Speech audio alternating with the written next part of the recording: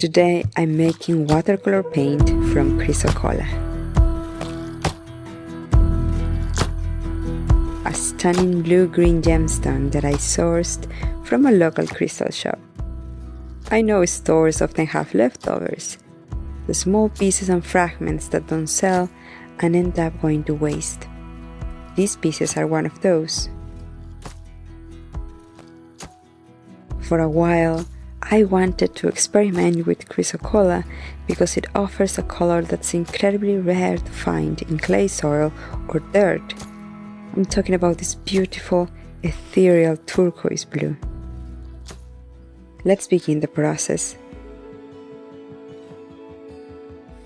I'm crushing these pieces using a mortar and pestle. For crushing rocks and crystals, a stone mortar works best. I suggest choosing one that's deep enough to keep the pieces contained as you work, and it's safer in general. The technique here is simple. I'm using small, direct strikes to break the Chrysocolla into smaller pieces first. Once it's broken down, I switch to circular movements, applying pressure as I grind.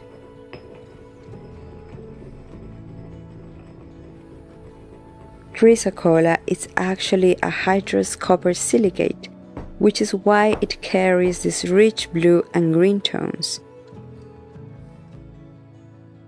Now comes one of my favorite parts, sifting.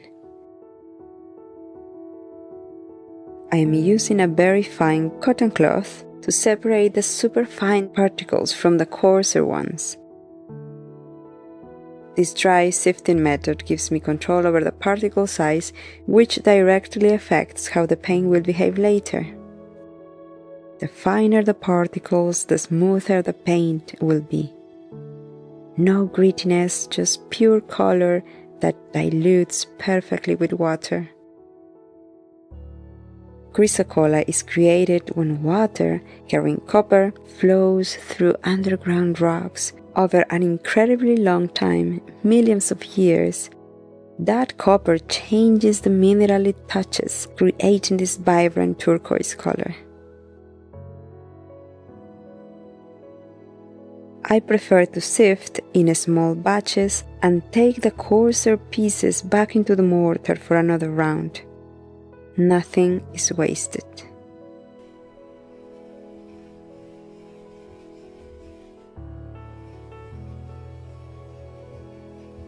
A quick note, working with any mineral in powder form requires caution.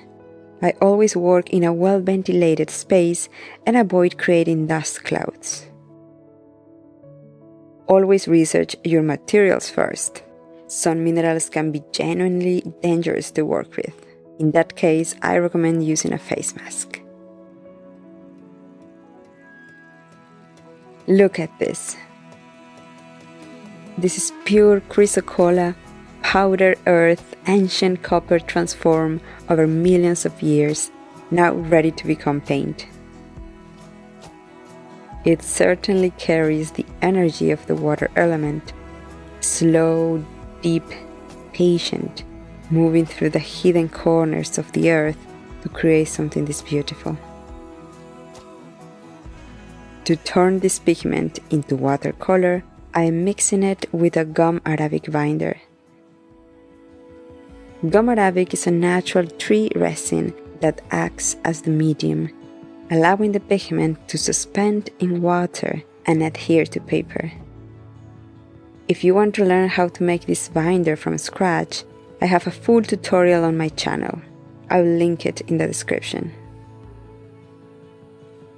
I am working with about 1 tablespoon of pigment and approximately 1 teaspoon of binder. Keep in mind, different pigments absorb binder differently, so I always add it gradually and adjust as needed.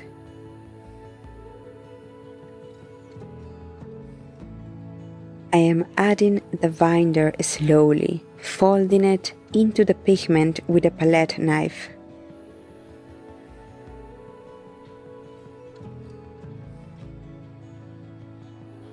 I want a smooth, honey-like consistency, thick enough to stay cohesive, but fluid enough so everything combines easily.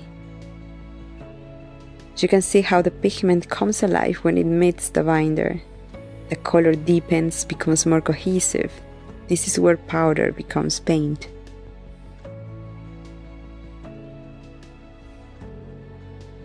Working the pigment by hand creates a real connection. I am putting my own energy into something that formed deep in the earth. This is the consistency we want. Not too thick, not too runny. This paint will reactivate beautifully with water when it dries. Let's pour the paint into a half watercolor pan.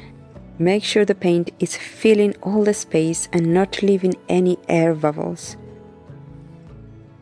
You want an even surface, so it dries uniformly. Now we wait. The paint needs time to dry completely before it's ready to use.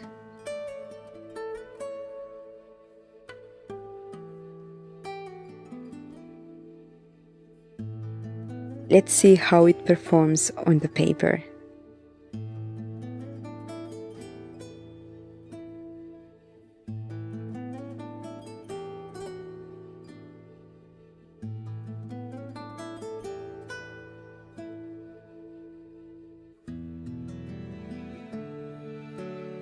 The transparency is gorgeous. It layers beautifully, building from a pale aqua wash to this deep saturated teal. The granulation is minimal because we sifted so finely, giving it a smooth, almost ethereal quality.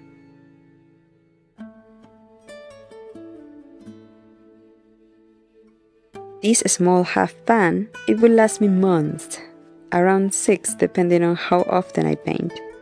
Just 1 tablespoon of pigment can give you that much color.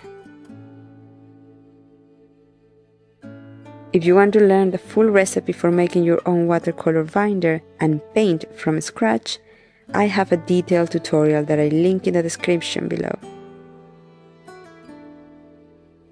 This process of making paint from scratch connects me to centuries of artists who ground their own pigments, who understood their materials intimately. And knowing this Chrysocolla came from fragments that were left behind makes it even more meaningful. We gave it new purpose, new life. Thank you for staying until here. If this video inspired you to explore natural pigments or think differently about the materials around you, I would love to hear about it in the comment section. Subscribe to see how I turn other stones into paint and explore beautiful places in nature where I collect many different types of minerals.